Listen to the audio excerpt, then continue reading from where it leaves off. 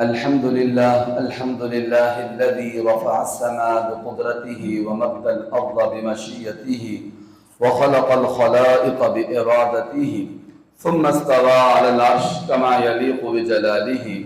والحمد لله الذي في السماء عرشه وفي الأرض سلطانه وفي البحر سبيله وفي الجنة رحمته وفي النار عقابه. وأشهد أن لا إله إلا الله وحده لا شريك له وأشهد أن سيدنا وسندنا ومولانا محمدا عبده ورسوله. أما بعد، بسم الله الرحمن الرحيم.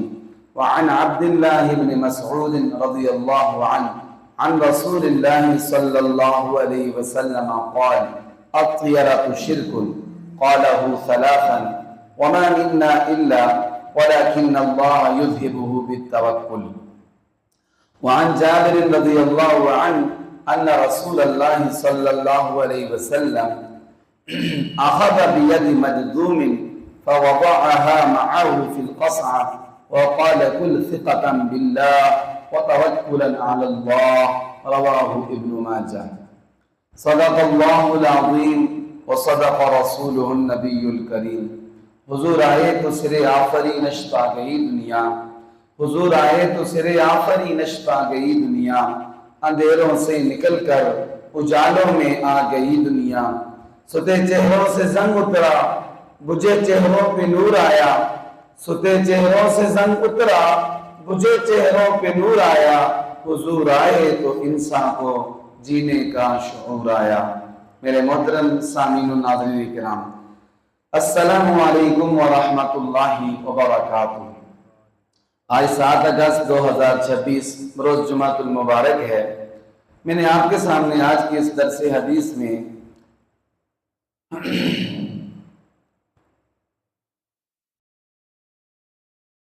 جس حدیث پاک کا ذکر کیا ہے، اس حدیث پاک میں بدشگونی کے متعلق ہمارے پیارے نبی صلی اللہ علیہ وآلہ وسلم کی ہدایات موجود ہیں.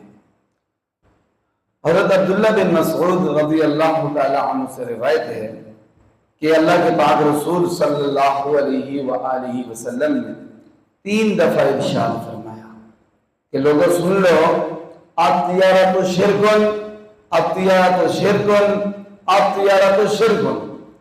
بدشگونی لینا، بری فعل لینا، یہ شرک ہے، شرک ہے، شرک ہے. اب یہ ہے کہ ایک بندے کا پکا عقیدہ بن گیا ہے بدشگونی کا، کہ کالی بلی کو دیکھتا ہے تو پکا وہ واپس ہو جاتا ہے، الو کو سنتا ہے تو پکا یہ یقین کر لیتا ہے کہ یہاں اس جگہ پر نوست ہوگی.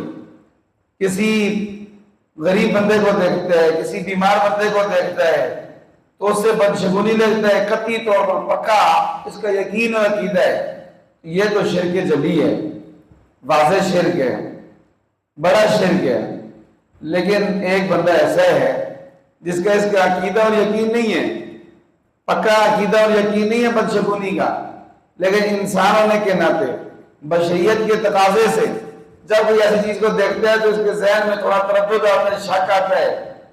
تو میرے آپ کے پیارے نبی حضرت محمد مصطفیٰ صلی اللہ علیہ وسلم نے اس تردد، اس شک کو، جو بدشگونی کا انسان کے ذہن میں تردد آتا ہے، شک آتا ہے کہ میرے آگے سامنے فلاں بندہ آ گیا ہے تو میرا کام خراب نہ ہو جائے، کالی بلی آ گئی تو کام خراب نہ ہو جائے، یا اس کے علاوہ کسی بیمار بندے کو دیکھ لیا تو میرا کام خراب نہ ہو جائے، ایسے ہی ذہن میں تردد آتا ہے، شک آتا ہے. انسان ہونے کے ناطے، بشر ہونے کے ناطے تو میرے رات کے پیارے نبی حضرت محمد مصطفیٰ صلی اللہ علیہ وسلم نے اس کو دور کرنے کا طریقہ بتایا ہے.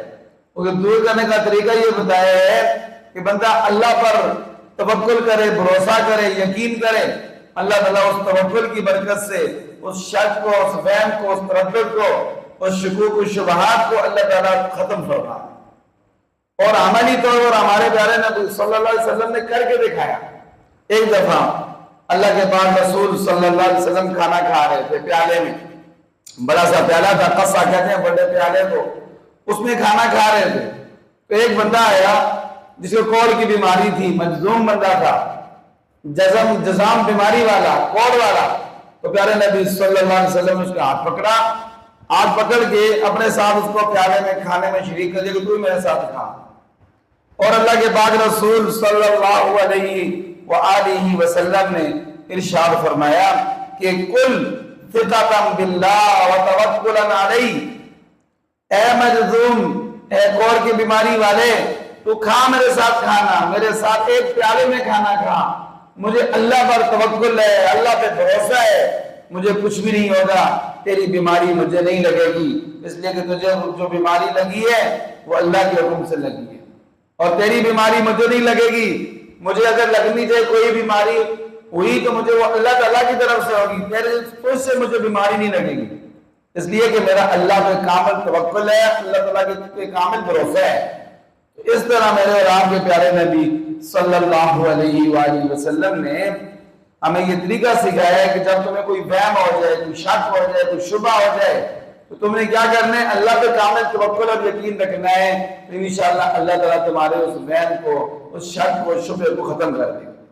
ہاں یہ بات یاد رکھیں کہ یقینی طور پر اگر آپ کو ایک بارے میں علم ہے، مثال کے طور پر لوگ ایسے کرتے ہیں، پیشاب کے قطرے آتے ہیں ان کو تو ویسے جو ہے بس وہ چھینٹے مار لیتے ہیں، تو اگر تو شک ہے، تردد شک ہے، پکا یقین نہیں ہے کہ میرے پیشاب کا قطرہ جو ہے وہ نکلے اور نظر نہیں آتا بالکل اور یقین نہیں ہے، پھر تو ٹھیک ہے، ورنہ چھینٹے مار لیتا ہے، لیکن پھر بھی اللہ پہ توکل کرنا چاہیے، بھروسہ کرنا چاہیے۔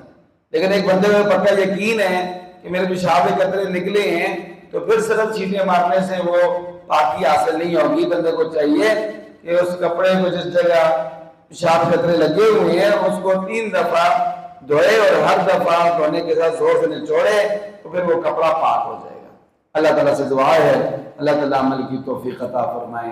وآخر دعوانا ان الحمدللہ